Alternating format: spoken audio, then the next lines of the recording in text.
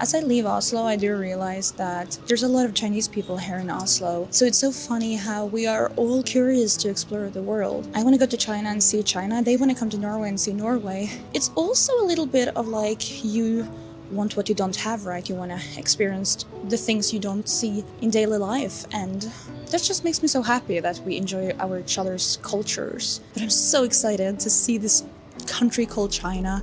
Good and bad. Some people say it's stormy right now. Let's see. Let's go.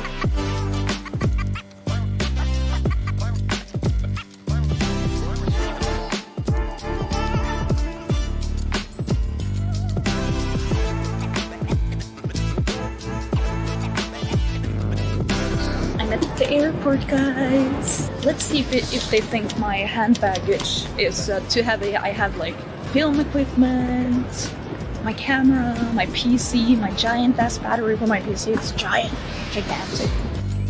Everything went smooth. I got through the security, taking out some cash, 600 yen just to be safe. I'm gonna work on a video that is probably coming out in a month. LOL.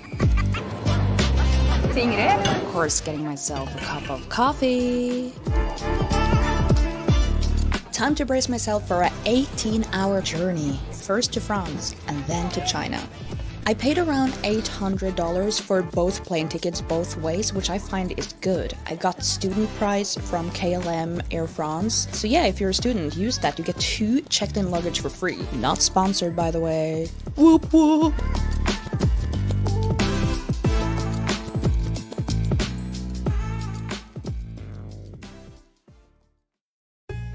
Paris, France. 2.5 hours later, and here I am. Plane ride went smooth. I just got off the plane and now I'm in Paris. And I'm so excited because one more stop and then I'm in China. As we came out of the plane, it's already like Chinese letters there, so I'm so excited. Oh, let's go.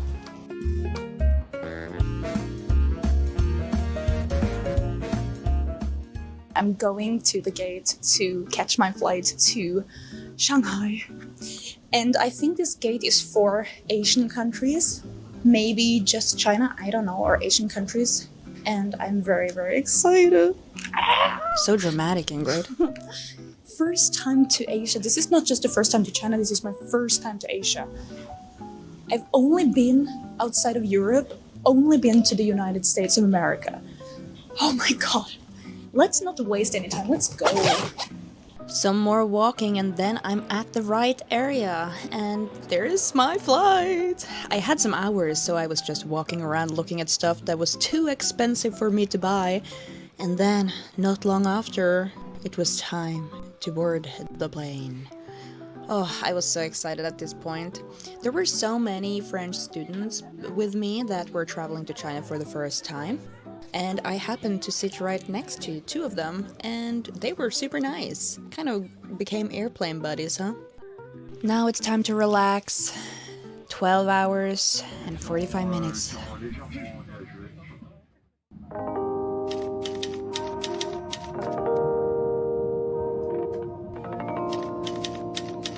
It feels surreal. Finally, I am traveling to the destination that I wanted to go to for so long.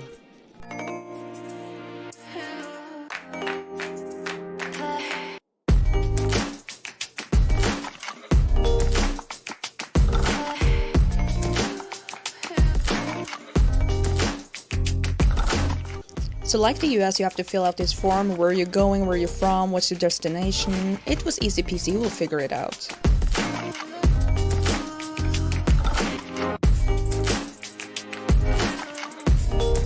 Here we are, over Shanghai. I'm starting to realize that I'm soon there. Here we go. Here we go.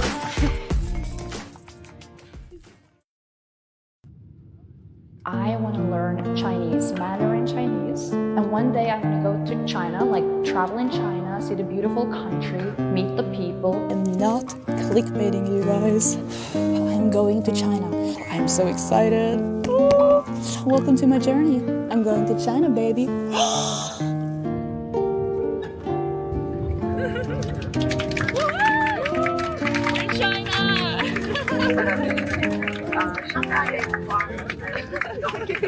Here we are, Shanghai, China. I said goodbye to my airplane friends and got myself out of the plane. I must say I was a little nervous at this point because I now had to rely on my eSIM, which I wasn't sure was gonna work. I first had some problems with my eSIM, but I figured it out, even though at this point I was still afraid that I was using data roaming for my normal SIM card, but I didn't, by the way, spoiler alert.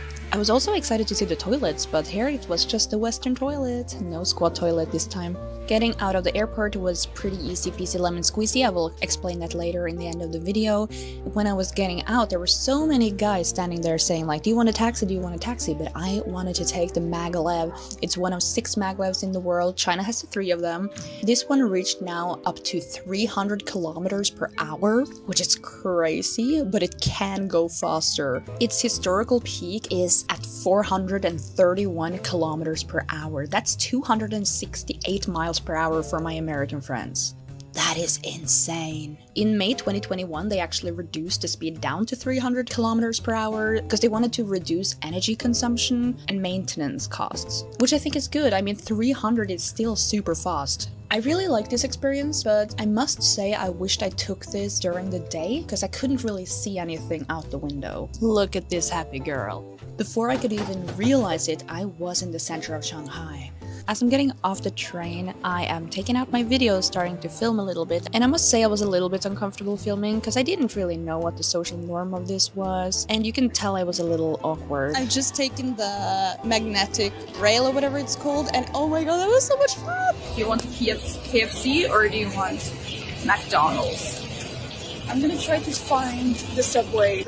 I'm at the metro right now and I couldn't actually get in. I tried to like make a QR code, but the thing is every time I tried to make the QR code, I couldn't go in. So just a random person came by and scanned his card and he didn't say anything to me. He just scanned it and walked away and I was like, okay, I'm just gonna go in now. Because my card should work. I don't understand what's happening. None of that made sense, Ingrid. Relax, I will explain that later when I have come to the hotel.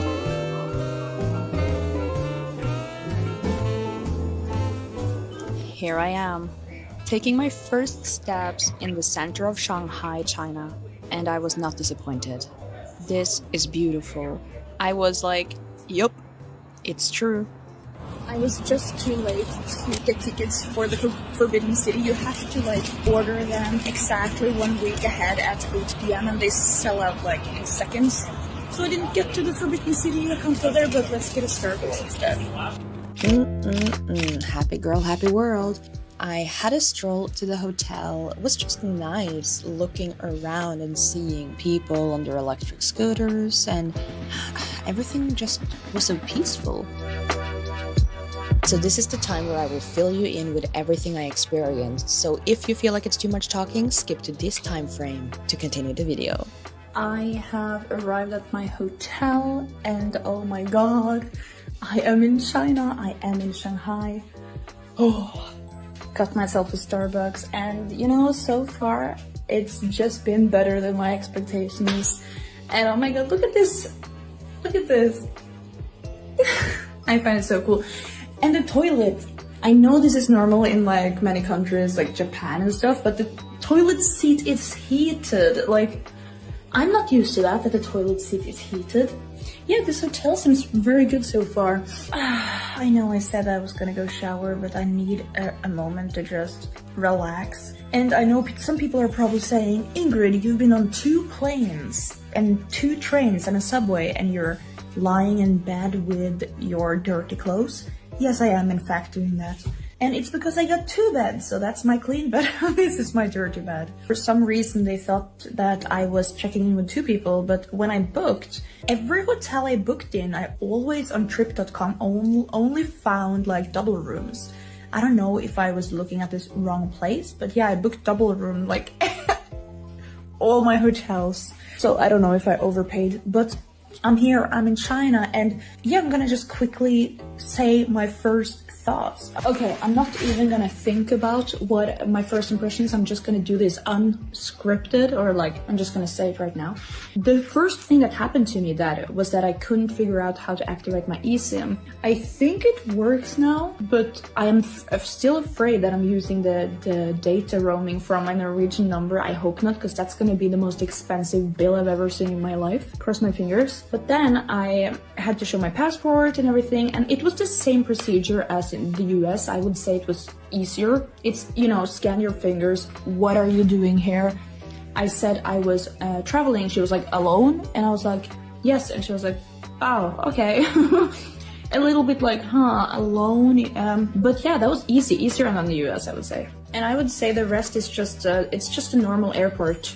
Seriously, it was a nice airport to arrive at. Then the first thing that met me when I was outside of the airport was that everyone was like, do you need a taxi? Do you need a taxi? And I was like, no, I'm gonna take the train. Because I wanted to take the magnetic rail, because my brother, he drives trains. That's what he used to do. Because of that, it's very cool for me to take like one of the 2 magnetic trains in the world. It was really cool, but I wished I was driving it at day so I could see a little bit more what was going on. But that was really easy. You had to buy a ticket. Alipay worked. Perfect. Alipay has worked. And then you have to go through like security though. Yeah, so both the train and when you go into the subway station, you have to go through security. Like if you have big bags, you have to put them through like a scanner, but it goes pretty quick. I tried to use the Alipay subway pass, and I got the QR code, but it didn't work. And this is the funniest story. I was standing there, I couldn't understand what to do. I was trying to scan it. And then this guy just randomly walked up to me. Like, he didn't look at me. He just leaned his arm over. He was on the other side of the, where you scan he was in the station. He just reached over and scanned his code, and the door opened, and he just walked away. He didn't at once look at me, and I was standing there just like, should I go? I didn't know what he did, so I just walked through.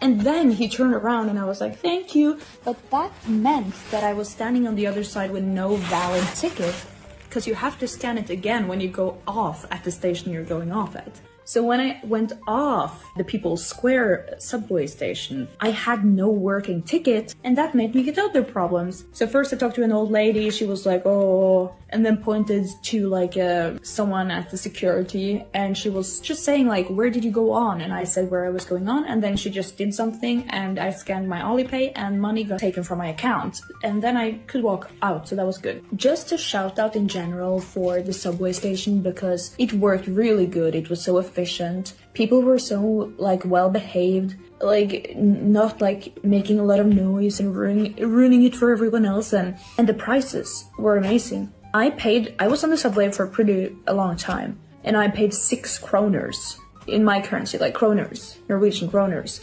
In Norway, if I just need to take the subway for one stop, trust me, you have to pay over 40 kroners. I don't know, almost 50. So between 40 and 50, 45 or something. It's crazy. Imagine. But oh my god, when I got out of the train station at People's Square, it is beautiful. Everything just seems so surreal. The streets are clean. There's not that many people, but I mean, it was 8 in the afternoon. People are probably home eating dinner, so not that many people. They were working on the roads, fixing a little bit here and there. Another super sad thing is that my friend that I'm gonna meet in Beijing, he was ready with me, not physically, but we were both ready on our phones to book the Forbidden City tickets, but they sold out in seconds. It's crazy. Every day you have to book the tickets exactly 1 week before at 8 p.m. and every day the tickets get sold out in seconds. I literally saw the tickets. I was just going quick out and in again to check something.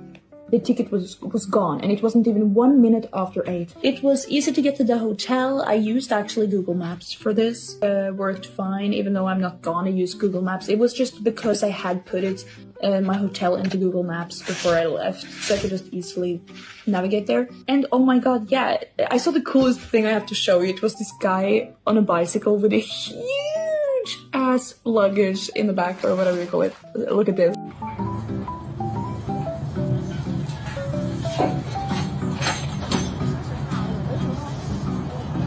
Everyone was also like driving around in these electric scooters. You couldn't hear them at all. We need more of those in Norway. We probably have some electric scooters, but these were amazing, and people were just, so many were driving them, and so many people were on bicycles, because you can like rent bicycles and stuff. Almost every car I saw was electric, because they have green. I think the difference is that the electric cars have green license plates, and I saw a lot of those, and you couldn't hear them at all. I am going out to get some food, so that's gonna be interesting. I think most places are closed by now, but I got recommended this place that is one of the most famous late night dining places. It's like a 24-hour noodle shop, so we'll see. It's late, but I'm going out to get some noodles with a friend. Shanghai is really safe to be a female and a person in general. I was thinking, how would I get over this giant ass highway? But I found an overpass over there. So I will take the— oh my god, guys! This is insane. I'm living in a weird dream. I don't know if you understand how wild this is in real life. It's not that wild. Oh my god. It's not that wild for you, but oh my god! Do you even realize how gigantic this is? Overdramatic, Ingrid. I wasn't actually able to find this nice noodle place, but me and my friend went to Fuxing Noodle King and we had a good time. Later we took a taxi to a place where we had a beer. And then it's time for bed. Wait, what? It is just rice in a bag.